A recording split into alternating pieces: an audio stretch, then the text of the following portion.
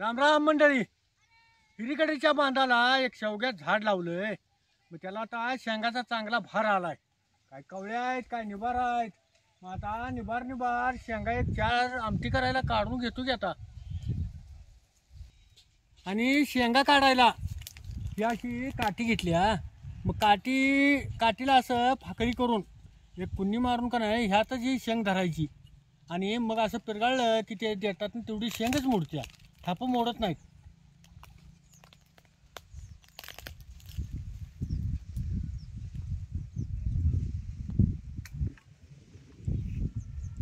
त्याची एक एक एक एक शेंगच काढून घ्यायला लागत्या, नाहीतर मग थाप मोडत्यात.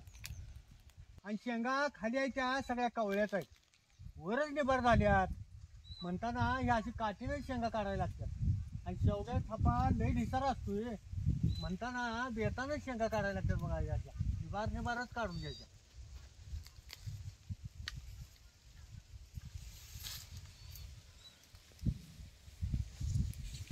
झाडाला जरा निबार शेंगा दिसाल्यात. मग त्यासनी म्हटलं जरा शेंगा तर काढा, जरा आमटी करूया.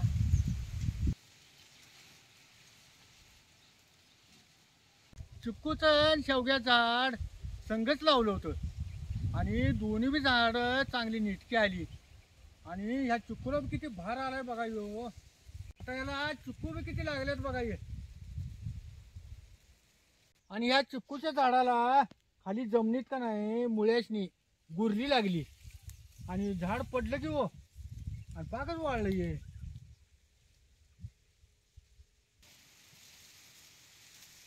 आमटी पुरत्या एवढे शेंगा या निबार बघूनच आणल्यात मग काढून. असं ते ठेवा. आता आमटी करायला तुरीची, मसूरची आणि मुगाची अर्धी वाटी डाळी घेतल्यात.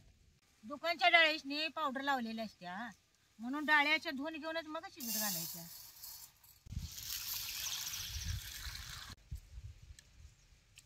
त्या आदनाला जरा उकळे आले का बघतो किंवा काय कशी उकळे आले खा. आता याच्यात डाळ घालतो. आता या आदनात 1-4 चमचे तेल सोडायचंच. अर्धा चमचे हळद बी टाकायची. आता हे सोललेलं लसूण बी यात टाकायचं. टमाटो बी एक बारीक चिरून आता यात घालायचं. असं हे सगळं घातलं का नाही डाळी सगळं मग चांगलं शिजतं.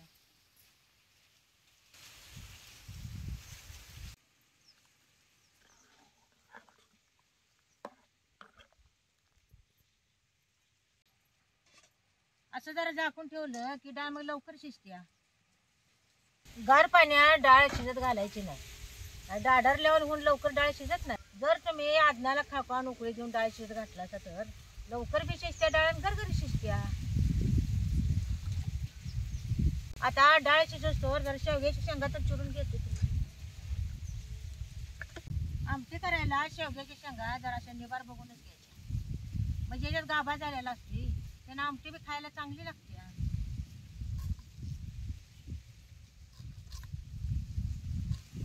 शेंगाच्या चिरून पाण्यात टाकायचे.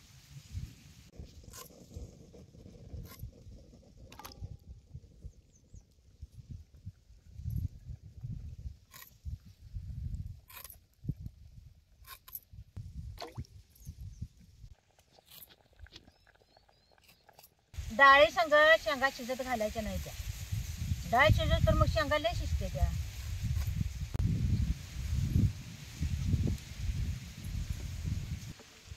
आता ही डाळ कशी फुटवून शिजायला लागली बघा काय.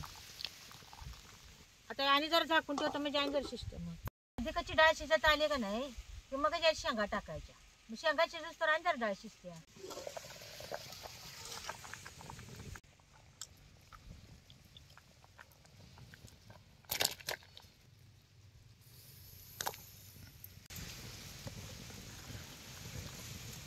आता आणि याला झाकून ठेवायचं, म्हणजे डाळीचा आणि शेंगाचा चांगला एक जीव होती. मग आता जरा शेंगा आणि डाळ बी शिजल्या का बघतो की.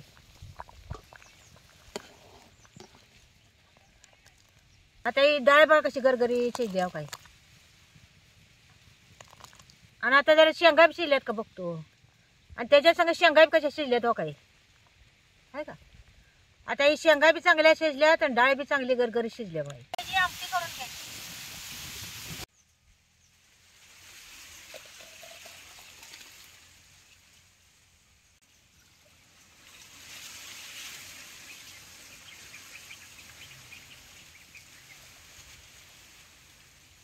आता ह्याच पातेल्यात आमची फोडणी टाकणार. फोडणीला जरा लसूण घालायचं जसं बारीक करून.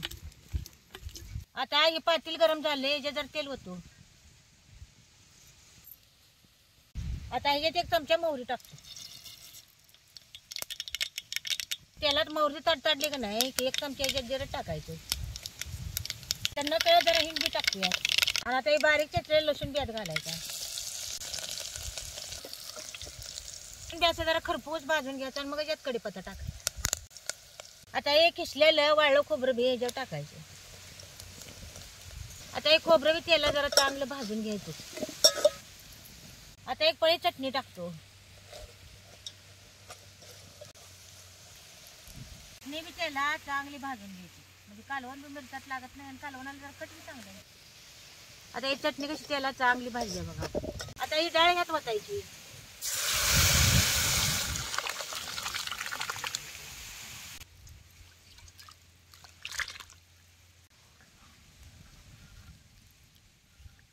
आता याला चांगली खळखळ उकळून द्यायची. त्याच्यात मीठ बी जरा घालायचं.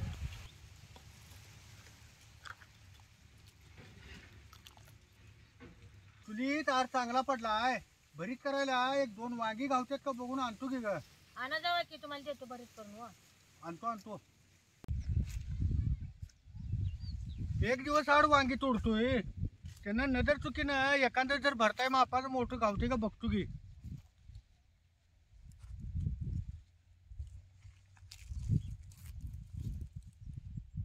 थंडी पडायला चालू झाली की वांगी जरा जास्त लागतातच.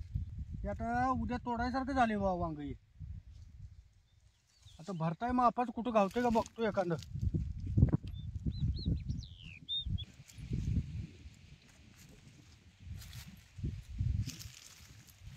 इथे एक चुकलेलं वांगा आहे, हे मोठं झाले. आता एक घेतोच, आता भरताय मापाचं जाईल. ते जरी बघितलं तर चुकून एखादं वांग ढापीच्या आडाला पानाच्या आडाला राहतायच. इथे एक हाय मोठं वांग. 2 झाली आणि एखादं घावलं तर बास.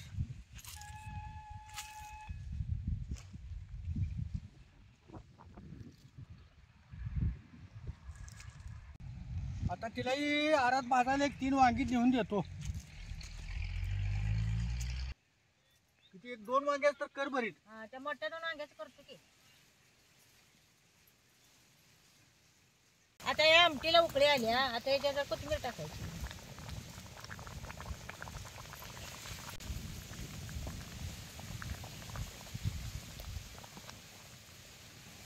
मिसळ डाळीची शेवग्याची आमटी आता खाण्यासाठी तयार आहे बघा.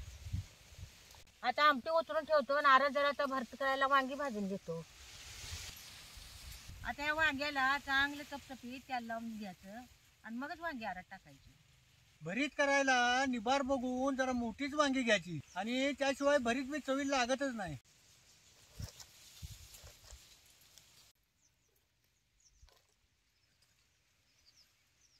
खालनं वर नार घालूनच की नाही वांगी चांगली भाजून घ्यायची. वांग्याला जरा तेल लावूनच भाजायला टाकली की नाही वांगी बी लवकर भाजतात. आता भरीत करायला जरा बारीक कांदा चिरून घेते. वांगी आता जरा आरात भाजल्यात का बघतो की.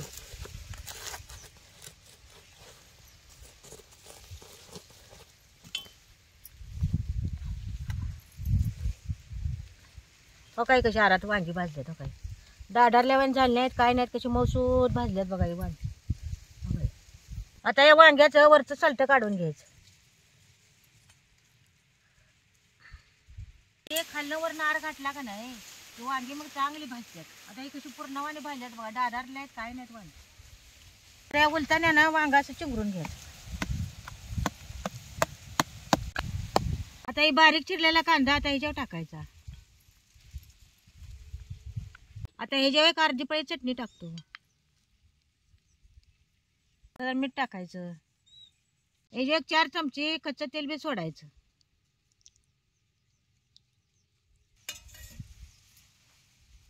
हे सगळ्याचा चांगला एक जीव करून घेतो की. भरताला जरा कांदा जास्तच घालायचा म्हणजे भरीत खाताना चांगलं लागतंय. आता ही भरीत तयार झाली बघा. आता जरा बाजरीची भाकरी कुस्करूनच घेतो.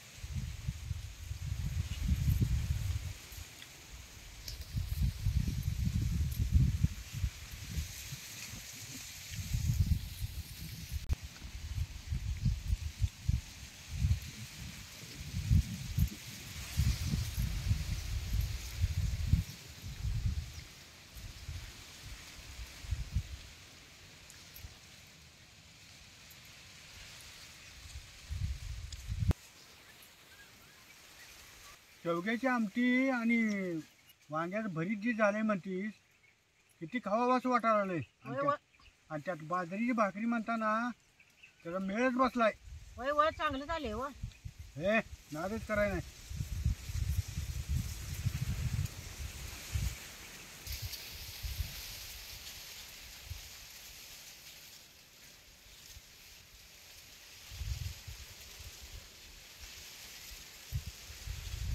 आमची जरा घालू काय त्यात गरम गरम तुम्हाला. काय अजून दम जरा